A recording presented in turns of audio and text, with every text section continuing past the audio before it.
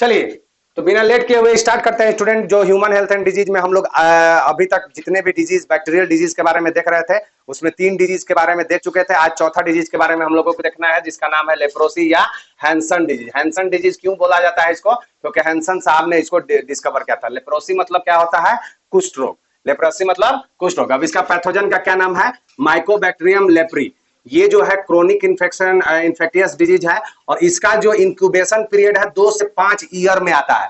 अभी तक 2 से 3 2 से 5 डे ऐसे आता था, वो बहुत शॉर्ट पीरियड में पता चल जाता था। लेकिन इसका जो जब ये बीमारी होगा तो आपको इतना दिन जो है आपको इसमें देखने के लिए मिलता है। तो ये सबसे क्रोनिक इसीलिए कहा गया है। क्रोनिक इसको क्यों कहा गया है? क्योंकि बहुत लंबे समय के बाद ये अपीयर होता है। अब ये क्या इफेक्ट करता है, कहां पे ये बीमारी होगा तो देखने के लिए मिलेगा? स्किन के ऊपर, या म्यूकस मेम्ब्रेन के ऊपर, या पेरिफेरल नर्वस सिस्टम के ऊपर, यानी कि किनारे किनारे देखने के लिए मिलता है। और इसमें एक और खास बात होता है कि जहां पर हो गया एक पीला पैच बन गया, मान लो यहाँ पे पीला पैच बन जाता है, तो पीला पैच बन जाता है तो वहां पे जब आप ऐसे से उसको टच कीजिएगा, उसमें कुछ भी पिन वगैरह भी चुभा दीजिएगा, तो उसको कोई भी फर्क नहीं पड़ता है, उसको पता नहीं चलता है। कुष्ठ रोग जब भी जहां पर भी पीला पीला पैचेज हो जाता है, वहां पे कितना भी जोर से चींटी काट दीजिएगा उसको, तो उस समय क्या होगा उसको पता नहीं चलता है। तो ये जब भी पेरिफेरल नर्वस सिस्टम में ये देखने के लिए मिलता है। इसका ट्रांसमिशन कैसे होता है? प्रोलॉन्ग कॉन्टेक्ट, यानी कि ये जो है कांटेक्ट आने से कैसे? क्योंकि डिस्चार्ज फ्रॉम नोज, नाक से जब बह रहा होगा तो उससे भी ये बाहर आता है।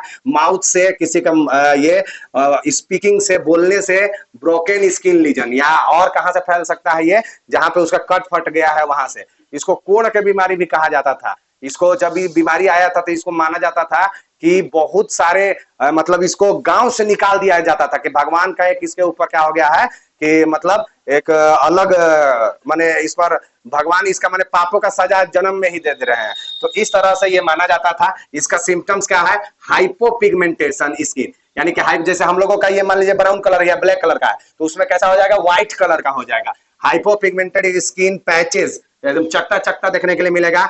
थिकनिंग ऑफ नर्व, पार्शियल और total loss of sensation in affected area, यानी कि जहां पे ये हो जाएगा उसमें पार्शियली मैंने हल्का हल्का पता भी चलेगा, नहीं तो कभी कभी ज्यादा हो जाता है तो पता ही नहीं चलता है। उसका मांस वहां से काट के नोच भी लेगा अगर कोई, तो पता नहीं चलता है। जैसे कभी सून का सुई लगा होगा, उसी टाइप का हो जाता है वहां पे।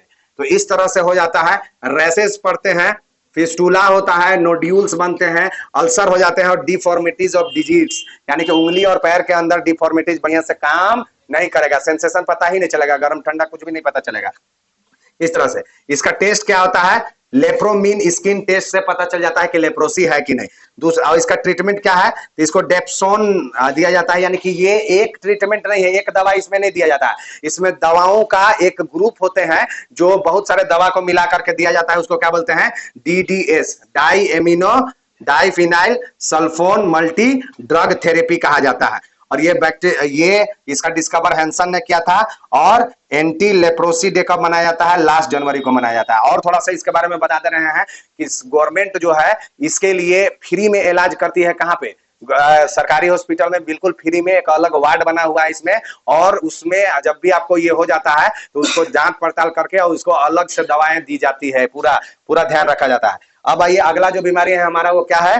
पर्ट्यूसिस या ऊपिंग कफ, इसको बोला जाता है। और ये जो है इसका किस पैथोजन से होता है? तो ये ब्रोडीटेला के वजह से होता है। ब्रोडीटेला पर्ट्यूसिस के वजह से होता है। और ये बच्चों में इफेक्ट देखता है। ऊपिंग कफ कहते हैं। तो इसे माने घरघराहट वाला खांसी, बच्चा एकदम घर घर सांस लेगा, अंदर छोड़ेगा तो एक आवाज सी उसके मतलब आएगा। आप देखिएगा सोया हुआ बच्चा रहेगा या कैसे भी रहेगा, तो उसका एकदम घर घर का एक आवाज आता है। इसका ट्रांसमिशन कैसे होता है? तो वही एयर ड्रॉपलेट के थ्रू होगा। और ये अफेक्ट किसको करता है?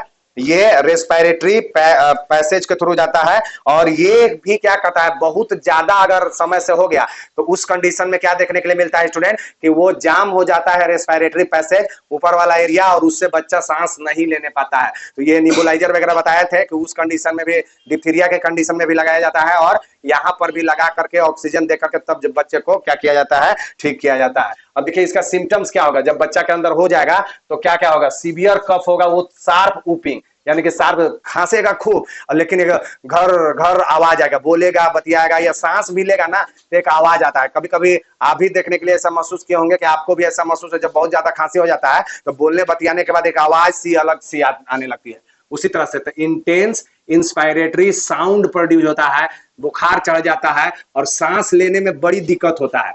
बच्चा एकदम पूरा अकबकाएगा, बार बार रोएगा, खांसेगा, पूरा अकबकाएगा, इस तरह से। इसमें भी क्या होता है, वही डीपीटी वैक्सीन जो बताया था डिप्थीरिया के अंदर, तो वही वैक्सीन लगवा दीजिए बच्चे के अंदर। अगर वैक्सीन लग गया है तो कोई दिक्कत नहीं है, उसको ये सब बीमारी नहीं होगा। अब आता है निमोनिया, ये काफी इंपॉर्टेंट है चूंकि एनसीईआरटी में ये दिया हुआ है, ठीक है ना।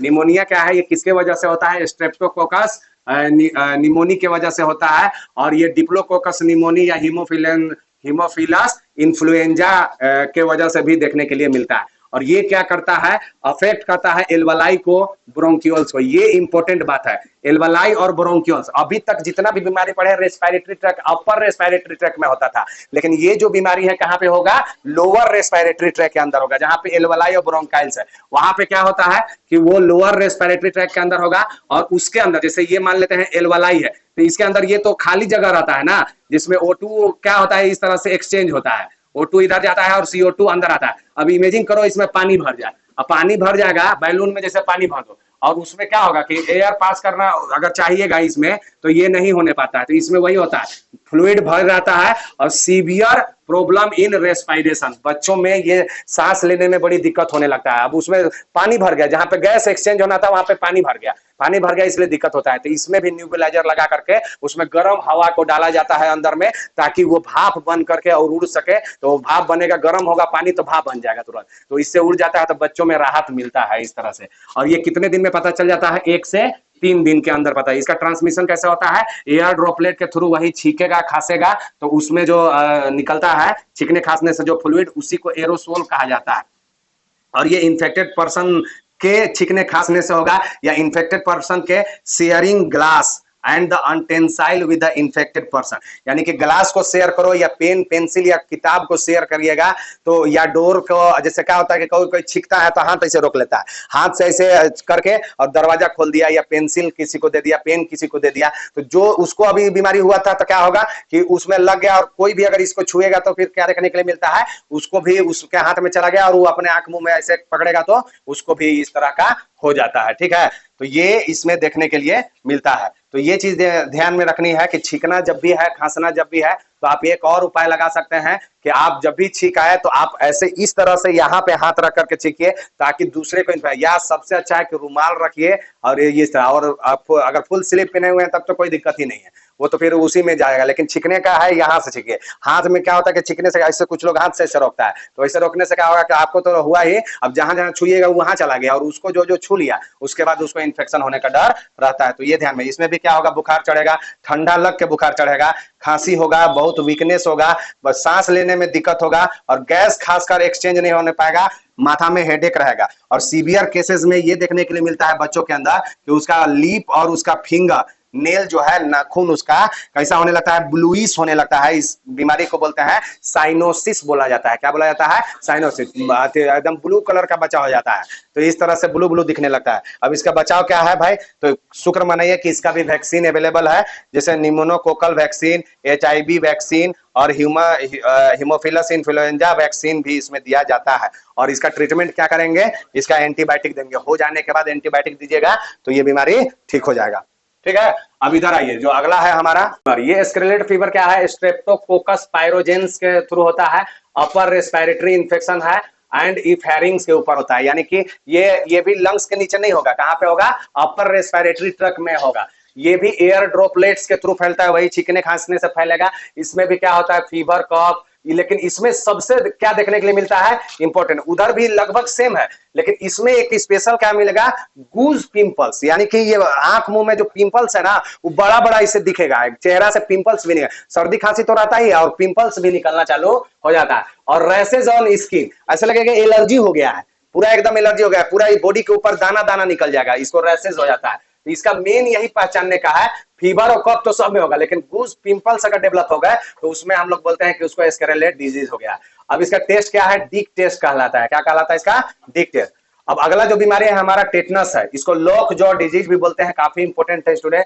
ये अकड़ू बीमारी भी इसको कहा जाता है, अकड़ू, जिसको हो जाता है उसके जिंदगी को क्या कर देता है, ये नाश कर देता है। क्या कर देता है, नाश। अब कैसे इसको लॉक जॉ डिजीज के नाम से हम लोग जानते हैं, कैसे, इसमें किसके वजह से होता है, पहले पैथोजन देखते हैं। क्लोस्ट्रीडियम टेटनाई, बहुत इंपॉर्टेंट, कई बार एग्जाम में पूछा गया है। एनारोबिक बैक्टीरिया है और ये कहां पाया जाता है, रस्टेड ऑब्जेक्ट, जहां पे चीटी लगा है, जंग लगा है, वहां पे ही पाया जाता है और मिट्टी में पाया जाता है। इसीलिए ये ध्यान में रखना चाहिए कि जब भी कभी गिर गए आप, तो बहुत सारे लोग बोलता है कि गिर गए तो इसे मिट्टी लगा लो, तो ऐसे लगा लो तो और इन्फेक्शन बढ़ सकता है। बच्चे गिर जाते हैं तो उसको बोलता है तुरंत मिट्टी लगा, उठाकर ऐसे मिट्टी रगड़ने लगता है।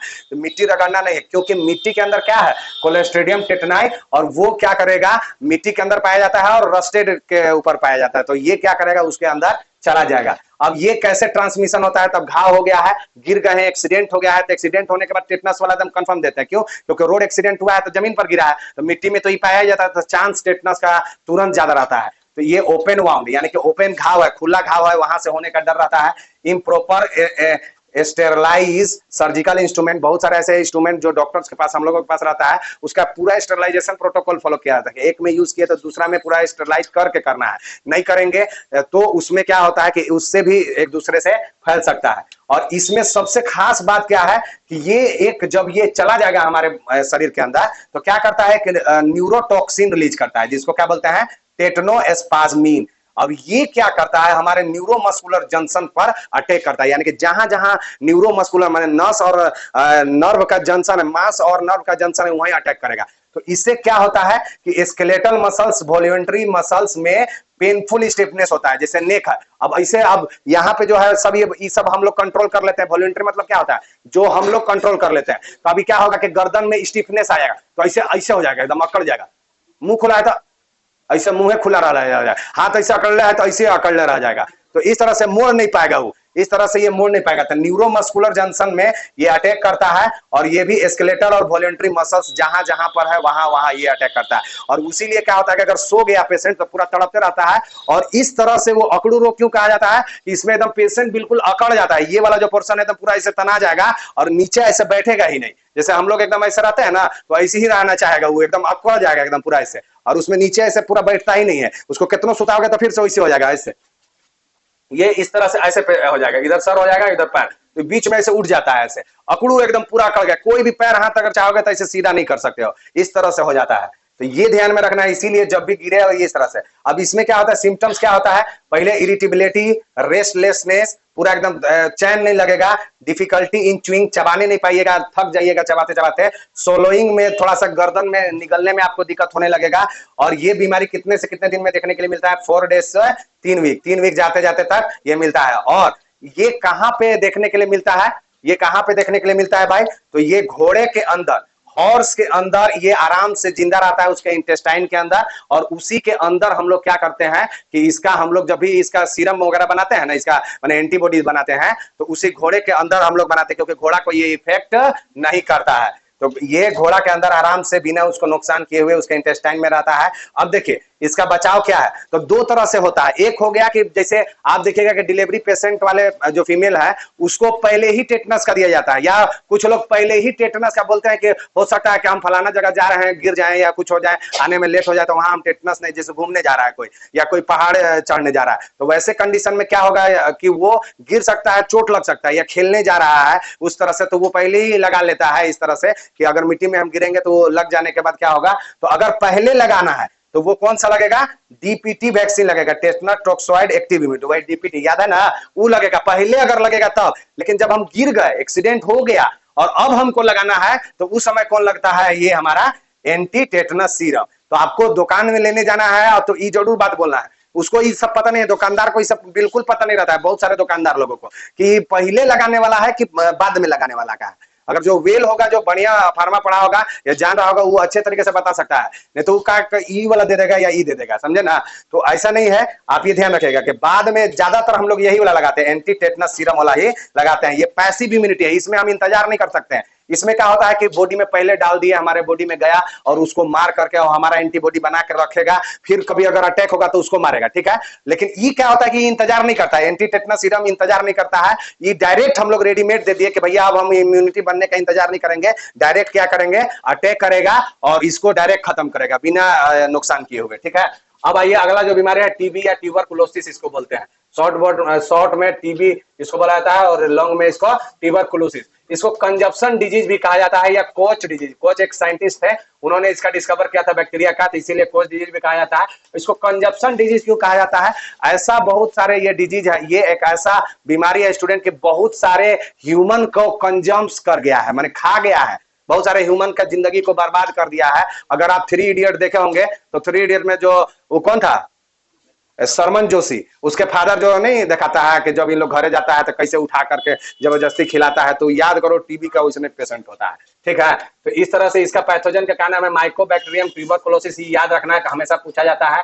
और ये भी एक टॉक्सिन रिलीज करता है जिसको क्या बोलते हैं, ट्यूबरकुलिन, और ये प्रोड्यूस करता है डिजीज। और ये कहां पे प्रोड्यूस करता है, लंग्स, पल्मोनरी में, लिम्फ नोड में, इंटेस्टाइन में, बोन में, स्पाइन में, और स्पाइन में होता है तो पोर्ट डिजीज या यूट्रस। अच्छा एक चीज और खास बात बता रहे हैं कि आपको हमेशा टीबी मतलब ये ध्यान में होता है, या लोग जानते हैं टीबी का मतलब कि टीबी होता है पल्मोनरी, सर खांसने छींकने वाला, लेकिन ऐसा नहीं है। टीबी का बीमारी कहां कहां हो सकता है, इंटेस्टाइन में भी हो सकता है, टीबी का बीमारी बोन में भी हो सकता है, स्पाइन में भी हो सकता है, और यूट्रस के अंदर। कभी कभी यूट्रस के अंदर होता है ना, तो कोई फीमेल जैसे मां नहीं बनने पा रही है मैरिज होने के बाद, तो बहुत दिन तक मां नहीं बनने पाई, तो जब उसका टेस्ट होता है तो पता चला कि उसको तो टीबी हुआ था, यूट्रस वाला टीबी हुआ था, तो यूट्रस से ब्लॉक है उसका, इसी के वजह से मां नहीं बनने पा रहा, तो वो एक टीबी उसको भी बोलते हैं। तो ये टीबी कहीं पर भी हो सकता है, लेकिन जनरली जो हम लोगों का बुक में है और जो जनरली पढ़ाया जाता है, जिसे क्वेश्चन पूछा जाता है, वो है पल्मोनरी टीबी, जो रेस्पिरेटरी ट्रैक्ट को इन्फेक्शन करे। तो वो कैसे फैलता है, एयर ड्रॉपलेट से। इसका कितना समय है, 3 से 6 वीक। और इसका सिम्टम्स क्या है, कफ है, ब्लड इन स्पूटम, माने 3-4 महीना तक खांसी रहेगा, और जब खांसेगा तो ये जो बलगम निकलता है उसको जब थूकेगा तो बार बार खांसने की वजह से हमारा जो ये ट्रैक है वो छिल जाता है और उससे खून निकलना चालू हो जाता है। तो जब थूकेगा तो उसी में खून आ जाता है, लाल लाल दिखेगा। तो स्पूटम किसको बोलते हैं, खखार को बोलते हैं। और एनोरेक्सिया होता है, माने लॉस ऑफ भूख, भूखे नहीं लगेगा उसको, इसीलिए एकदम पतला दुबला टीबी वाला आदमी हो जाता है, वीकनेस होगा। और खासकर एक और सिम्टम्स इसमें आता है कि दिन में सब ठीक रहेगा, लेकिन जैसी शाम होने चालू होगा वैसे उसको बुखार चढ़ जाएगा। शाम के वक्त ये ध्यान में रखना कि इवनिंग राइज ऑफ टेम्परेचर, यानी कि शाम के वक्त इसमें बुखार चढ़ जाता है। इसमें रैपिड पल्स, और एकदम पूरा एकदम हमेशा एकदम उसका अगर दिल का धड़कन देखोगे या इस तरह तो हाँफते रहेगा, क्योंकि खांस रहा है ना, बार बार खांस रहा है, पूरा इस तरह से करते रहता है। ये इसमें वेट लॉस बड़ी फास्ट होता है। कैसा भी आदमी को अगर टीबी हो गया तो मोटा आदमी एकदम पतला हो जाएगा, ऐसे एकदम हो जाएगा। तो अब इसका मतलब ही नहीं कि उसको टीबी करवा दो अगर पतला करना है, तो ऐसा नहीं है कुछ, ठीक है ना। अब इसका टेस्ट क्या होता है, मॉन्टुक्स टेस्ट होता है, ये ध्यान में रखना, ये भी पूछा गया है, बहुत बार पूछा गया है। अब इसका प्रिवेंशन क्या है, तो बीसीजी का टीका लगवाओ, जो बच्चा के जन्म के समय ही लग जाता है। बच्चा जन्म लिया तुरंत बीसीजी का टीका लगता है, एकदम जन्म हुआ और तुरंत दे देता है उन लोग, ताकि कम से कम इससे बच सके। तो बीसीजी ये, इसमें क्या होता है कि 3 होते हैं, 3 को कॉम्बिनेशन मिलाया जाता है, बैसिलस, क्लेमेटी और ग्यूरिन ये। और इसमें क्या जनरली यूज किया जाता है कि जिनको हो गया या जिनके पास अगर हुआ है आप जान गए तो आप मास्क लगा के चलिए, या फिर उसको बोल दीजिए कि आप मास्क लगा के चलिए, क्योंकि वो बार बार छींकेगा, खांसेगा तो उससे किसी दूसरे को फैल सकता है। और ये कोरोना में तो जकरा जकरा टीबी होल था वो एको को बचल ही नहीं है, तो ओकरा कोरोना सीधे ऊपर ही ले जाने के लिए आया था कि भाई तुमको टीबी हो गया है, तुम टीबी से नहीं आ रहे हो, चलो कोरोना से आ जाओ, ठीक ना।